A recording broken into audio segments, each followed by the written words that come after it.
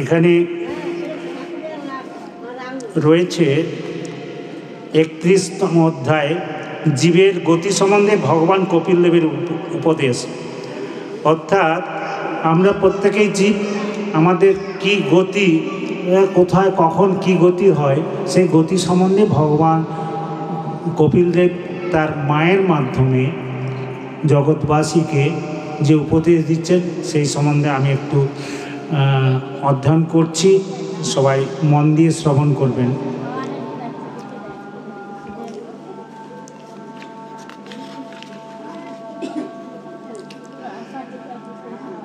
ভগবান উবাচ, এখানে ভগবান উবাচ বলতে কপিল দেবকে ভগবান বলে সম্বোধন করা হয়েছে।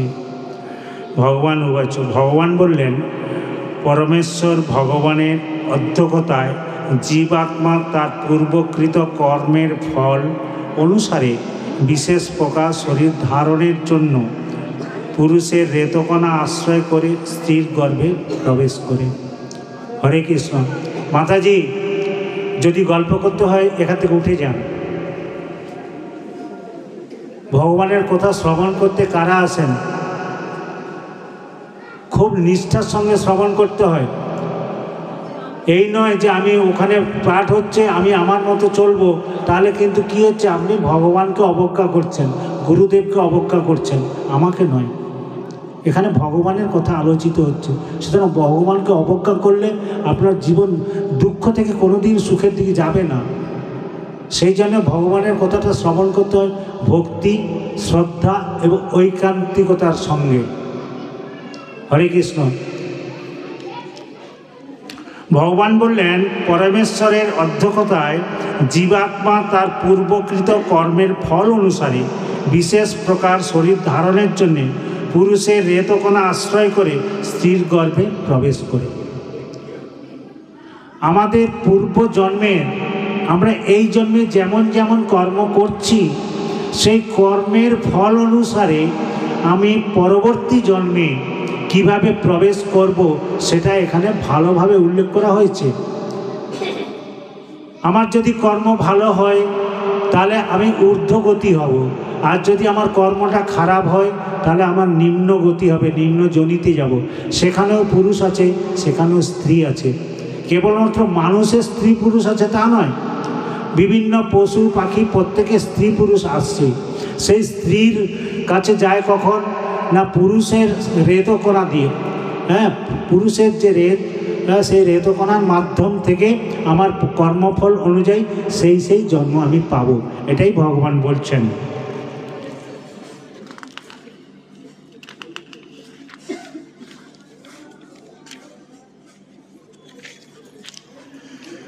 সেই রেতকণা গর্ভে পতিত হলে এক রাত্রে শনিতের সঙ্গে মিশ্রিত হয়, পঞ্চম রাত্রিতে বুধ আকার প্রাপ্ত হয়, 10 দিনের মধ্যে তা বৃদ্ধি পেয়ে বদরি ফলের মতো হয়, অর্থাৎ কলার মতো একটা আকৃতি হয়।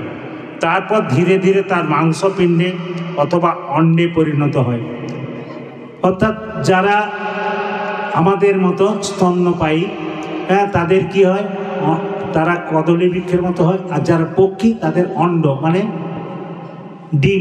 ডিমের আকৃতি নেয়।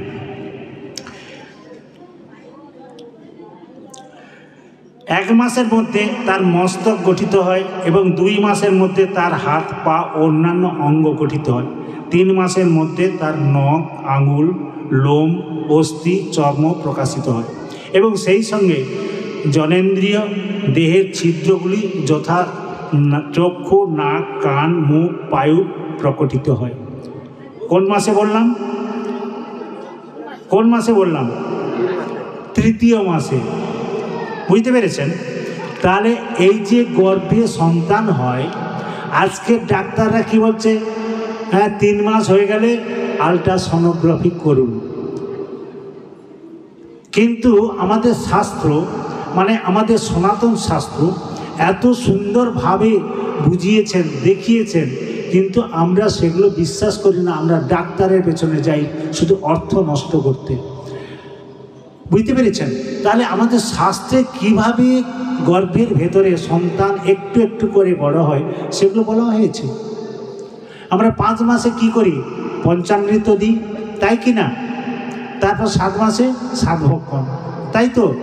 কিন্তু আমরা এত অধপতিত, আমরা জানি না এই সময় গর্ভে সন্তানের ভালোর জন্যে কি দিয়ে আমরা পঞ্চামৃত করব, কার আরাধনা করব, আমরা জানি না। সেখানে বলা হয়েছে ভগবান শ্রীকৃষ্ণের পঞ্চামৃত দেওয়ার কথা বলা হয়েছে। আমরা কি করি? পাশাপাশি যা মন্দির আছে শীতলা মন্দিরে ছুটে যাই, শিব মন্দিরে ছুটে যাই কি না? কিন্তু শাস্ত্র সে কথা বলছেন না। শাস্ত্র সবসময় বলছেন ভগবান কৃষ্ণের চরণ আশ্রয় করতে, ভগবানের প্রসাদ নিবেদন করতে। তারপরে কি করছে মা? কি করছে? যা পাচ্ছে তাই খাচ্ছে। হ্যাঁ, যা পাচ্ছে তাই খাচ্ছে, যার ফলে গর্ভস্থ সন্তান সেও ওই রকম অভ্যস্ত হয়ে যাচ্ছে, যা পাবে তাই খাবে।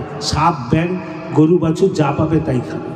কিন্তু শাস্ত্রের নির্দেশ মতো যদি চলে তাহলে সন্তানটা ভালো হবে, জন্মিয়ে সে সন্তানটা আর অসুর হবে না, লাথি দেবে না, মাকে চুলের মুঠি ধরে কেউ নাড়া দেবে না, যদি আমাদের শাস্ত্র মতে আমরা জীবনযাপন করি। 7 মাসে কি হয়? 7 ভক্ষণ। আমরা কি করি? ভালো ভালো বড় বড় কাতলা মাছ কিনে নিয়ে আসি। কেন না? এইগুলো খাওয়ার খুব ইচ্ছা মায়ের। আমরা মায়ের খাওয়ার ইচ্ছা দেখি, কিন্তু গর্ভস্থ সন্তানের যে মঙ্গল হবে সেটা আমরা দেখিনি। আমরা কি করলাম? মাছ মাংস নিয়ে এলাম, মাংস নিয়ে এলাম, সেগুলো কি হচ্ছে? পশু বলি হচ্ছে, পাখি বলি হচ্ছে, সেইগুলো নিয়ে এসছি। তাহলে আমরা যদি ওইসব একটা জীবন নষ্ট করে নিয়ে এসে খাওয়ার দিই, তাহলে সেটা কি সে খেয়ে ভালো হবে না সে ওই রকম অসুখ তৈরি হবে, রাক্ষস তৈরি হবে? কিন্তু শাস্ত্রে সে কথা বলছেন না। শাস্ত্রে এই জ্ঞান দিচ্ছে যে সবসময় ভগবানের প্রসাদ দিয়ে গর্ভস্থ সন্তানকে প্রকৃত মানুষ করে তুলুন। প্রকৃত মানুষ, নয়তো মানুষ রূপে পশু করার দরকার নেই। এটা শাস্ত্রের নির্দেশ, আমার কথা নয়, শাস্ত্র এইভাবেই বলছেন। আমি পড়ে যাচ্ছি, মন দিয়ে শ্রবণ করুন। মাতৃগর্ভে অন্নপানাদির দ্বারা সেই ভ্রূণ বর্ধিত হতে থাকে এবং সব রকম কৃমিকীটের উপস্থিত স্থল অত্যন্ত জঘন্য সেই মলমূত্রের গর্তে তাকে থাকতে হয়। গর্ভের মধ্যে কি হয়? যদিও সে একটা ব্লাডারের মধ্যে রয়েছে, কিন্তু তার পাশে তার মলমূত্রের যে স্থলীগুলো আমাদের সেগুলো রয়েছে, তার মধ্যে ওই স্থলীটা, তার মধ্যে সে রয়েছে, খুব আনন্দে রয়েছে, তাই তো? হ্যাঁ কি না? খুব আনন্দে রয়েছে তো। অন্ধকার ঘর, হ্যাঁ, আশেপাশে দুর্গন্ধ, তার মধ্যে কষ্টে রয়েছে। তাহলে আমরা প্রত্যেকেই এই জন্মের পর আবার জন্ম নেব, আবার ওই কষ্টের মধ্যে থাকব, এটা আমাদের হওয়া উচিত কি? আমাদের লক্ষ্য, যেহেতু মানুষ হয়ে জন্মেছি, মানুষ হচ্ছে সব জীবের মধ্যে শ্রেষ্ঠ জীব। এই কারণে বলা হয়েছে যে সে ভালো মন্দ উপলব্ধি করতে পারে, তার বিবেক আছে, ভালো মন্দ বিচার করতে পারে। এই জন্য মানুষ হচ্ছে সব থেকে সর্বশ্রেষ্ঠ জীব। সেই সর্বশ্রেষ্ঠ জীব মানুষ হয়েও সে যদি পশুর মতো আচরণ করে, পশুরা যে 4টে আচরণ করে জীবন পরিচালিত করছে, আমরা সেই রকমই করছি। তারা কি করছে? জন্ম হলেই তারা কি করছে? আহার করছে, তারা নিদ্রা যাচ্ছে, তারা ভয়ের জন্যে, ভয় থেকে রক্ষা পাওয়ার জন্যে, চোর ডাকাত থেকে হোক, বিভিন্নভাবে ভয় থেকে রক্ষা পাওয়ার জন্য তারা একটা বাড়ি বানিয়েছে, বাড়ির মধ্যে তারা শোয়, কিন্তু মশার থেকে রক্ষা পাওয়ার জন্য তারা মশারি টাঙাচ্ছে। তাহলে এগুলো ভয়ের কারণ তো। যদি মশা কামড়ে আমার ডেঙ্গু এসে যায়, এই ভয় তো। তাহলে ভয়ের জন্য আমরা নানা রকম, তারপরে কি আমরা বংশ বিস্তার করছি। তাহলে সেই 4টে কাজ একটা পশুও করে, তাদেরও ভয়, তারাও খায়, তারা নিদ্রা যায়, তাদেরও বংশ বিস্তার হয়। মানুষ তার থেকে যে বলা হচ্ছে শ্রেষ্ঠ জীব, এই কারণে বলা হচ্ছে মানুষ কতিপয় আছেন, সব মানুষ নয়, কতিপয় মানুষ আছেন, তারা নিজেকে জিজ্ঞেস করে, অন্যকে জিজ্ঞেস করে যে আমরা তো মানুষ, তা আমরা কোথা থেকে এলাম, এটা জিজ্ঞেস করে কতিপয় মানুষ যারা পূর্ব জন্মে সুকৃতি রয়েছে, তারাই জিজ্ঞেস করে। আর যাদের পূর্বজন্মে কোনো সুকৃতি নেই, তাদের কেবলমাত্র তাদের চিন্তা হচ্ছে পাপ আর পুণ্য। এটা করব পাপ হবে, এটা করব পুণ্য হবে, পুণ্য হলে স্বর্গে যাব, ওখানে অনেক কিছু ভোগ করব। এখানে যেটা ভোগ করার আছে তার অনেক শতগুণ ভোগ করার সুযোগ আছে স্বর্গে। সেই জন্যে আমরা শ্রাদ্ধের সময় আমরা বলি যে শ্রাদ্ধ করে আমার বাবা মাকে স্বর্গে পাঠিয়ে দিয়েছি। স্বর্গে যাচ্ছে কি নরকে যাচ্ছে জানি না, আমাদের ধারণা যে আমরা যখন শ্রাদ্ধ করলাম সুতরাং মা বাবা সব স্বর্গে চলে গেল, কিন্তু সেটা ঠিক নয়। শাস্ত্র কি বলছে? আমরা পুত্র সন্তান কামনা করি। কেন না, আমাদের নরক যে 28টা নরক আছে তার একটা নরকের নাম হচ্ছে পুত নামক নরক। সেই পুত নরক নামক যে নরক, সেখান থেকে উদ্ধার করে কে না পুত্র। সেই কারণে আমরা পুত্র কামনা করি। এই পুত্র কামনা যে করি, মনে মনে কামনা করলে হবে না, শাস্ত্র মতে আমাকে চলতে হবে। শাস্ত্র মতে যদি কেউ চলে, তাহলে সে যদি মনে করে আমার পুত্র সন্তান দরকার, সে পুত্র সন্তান পাবে। সে যদি মনে করে আমার কন্যা সন্তান দরকার, সে কন্যা সন্তান পাবে। কিন্তু শাস্ত্র মতো চলতে হবে, নিজের খেয়াল খুশি মতো চললে তো হয় না। শাস্ত্রে সেভাবে নির্দেশ দেওয়া আছে, একবার সম্পূর্ণভাবে নির্দেশ করা আছে। কিন্তু অনেকেই ভাবছে যে আমার তো সন্তান হয়নি। অনেকেই আছে যাদের এখনো পর্যন্ত কোনো সন্তান হয়নি, তারা মৃত্যুর কাছাকাছি পৌঁছে গেছে, মানে 60 বছর পেরিয়ে গেছে, আর তাদের হবে না। তাদের কেন হয়? তাদের এই কারণে হয়, সে একবার একটা জন্ম পেয়েছিল, সে জন্মে সন্তানকে সে নষ্ট করেছে, গর্ভের সন্তানকে নষ্ট করেছে। অর্থাৎ এমনও হতে পারে সে গর্ভের সন্তান আনতে চায় না, তার সেই রকম পদ্ধতি নিয়েছে, তাই কারণে হচ্ছে পরবর্তীকালে সে সন্তান পায় না। এটাও শাস্ত্রে বলা আছে, বুঝতে পেরেছেন? তাহলে আমাদের এই যে সন্তান আসে, পূর্ব জন্মের সুকৃতির ফলে সে মনুষ্য জন্ম হোক যা পশু জন্ম হোক পেয়ে থাকে। এইবার পেয়ে কি হবে? মা বাবার কি আচরণ হওয়া উচিত? যে মা বাবার আচরণ ভালো, তার সন্তানও ভালো হয়। যে মা বাবা প্রসাদভোজী হয়, তার সন্তানও সেই রকম ধার্মিক হয়। বুঝতে পেরেছেন? তো এর প্রমাণ আমাদের ভাগবতে বিভিন্ন জায়গায় আছে। গোকর্ণের কাহিনীতে রয়েছে, অন্যান্য অনেকগুলো কাহিনী রয়েছে, যেখানে তার সন্তান কি হবে সেটা মা বাবারাই তার নিজেদের সন্তানের চরিত্র তৈরি করে দেয়। তাই এখানে বলা হয়েছে, তা বলছে যে এই সপ্তম মাস সম্বন্ধে বলা হয়েছে,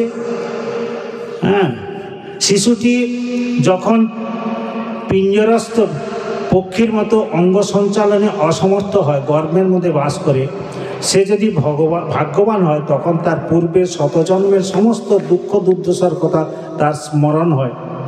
সে তখন দীর্ঘ নিঃশ্বাস পরিত্যাগ করে। সেই অবস্থায় মনে শান্তি লাভ করা কি করে সম্ভব? গর্ভধারণের 7 মাস পর তার চেতনা লাভ হয়। তখন প্রসবের কয়েক মাস পূর্বে সেই প্রসব বায়ু নিচের দিকে চাপ দিতে থাকে, সেই বায়ুর দ্বারা চালিত হয় এবং নোংরা জঘন্য উদরে জাত কৃমির মতো সে স্থান থেকে এক স্থানে স্থির হয়ে থাকতে পারে না। ওই সময় ওই সপ্তম মাসে তখন তার চেতনা এলো, তখন তাকে ভগবান একবার দর্শন দেয়।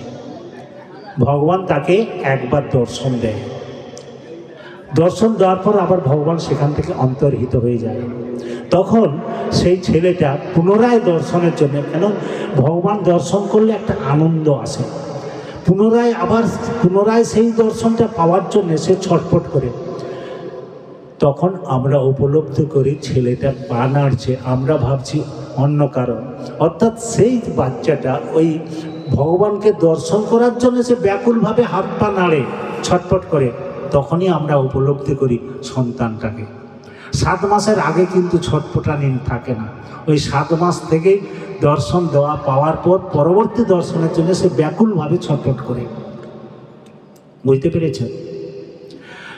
আর এর প্রমাণ হচ্ছে পরীক্ষিত মহারাজ। পরীক্ষিত মহারাজ গর্ভ থেকে বেরিয়ে সব জায়গায় পরীক্ষা করত, কোথায় আমি যাকে দেখেছিলাম তাকে দেখব। সেই জন্যে তার নাম হয়েছিল পরীক্ষিত। পরীক্ষা করছে কোথায় ভগবান, আমি যাকে আগে গর্ভের মধ্যে দর্শন করেছিলাম। আমরাও এরকম দর্শন করি, কিন্তু আমরা যখন মায়ায় পড়ে যাই, গর্ভ থেকে বেরিয়ে ভূমিষ্ঠ হই, তখন ওই দর্শনটা আমরা ভুলে যাই। আমাকে তখন মায়া গ্রাস করে সব কিছু ভুলে যাই। বলছে কি, যদি কেউ ভাগ্যবান, তার পূর্বজন্মের সুকৃতির ফলে সে জানতে পারে, তখন সে হচ্ছে বেরিয়েও সে খোঁজ করে। কিন্তু আমরা কি ভাগ্যবান? ভাগ্যবান নয়, যার ফলে আমরা আর খোঁজ করি না, শুধু কান্না করি তাকে দেখার জন্য। মা বাবারা বা প্রতিবেশীরা কেউ বুঝতে পারে না ছেলেটা কাঁদছে কেন।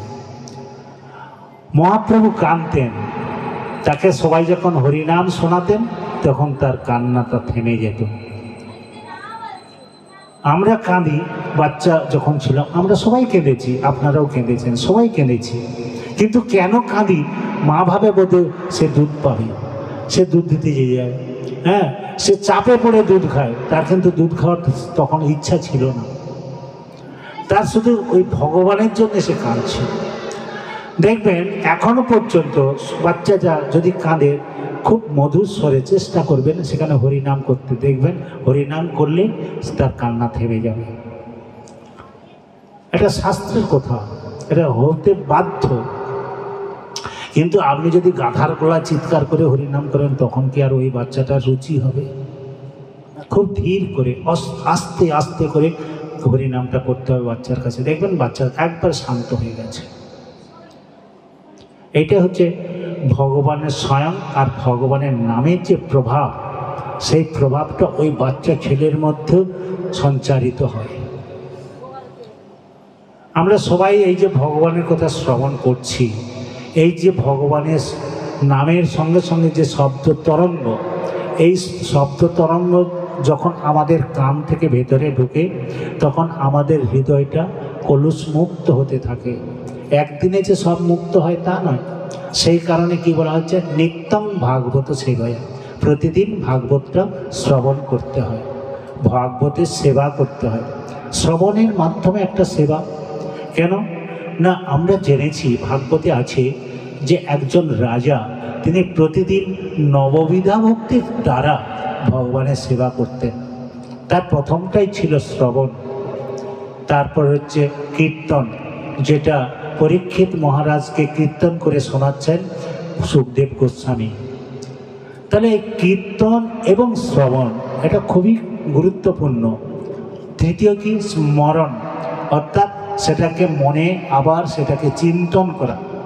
অর্থাৎ আপনারা এখানে যেটুকুই শ্রবণ করবেন, সেটা বাড়িতে গিয়ে বা যখন বাড়ি যাচ্ছেন তখন স্মরণ করতে করতে যাবেন যে আমি কী লীলাটা শ্রবণ করলাম, সেটা স্মরণ করতে করতে, এবং বাড়িতে গিয়ে অন্যান্যদের কাছে সেটা বলবেন, আজকের আমি এই ঘটনাটা শ্রবণ করেছি।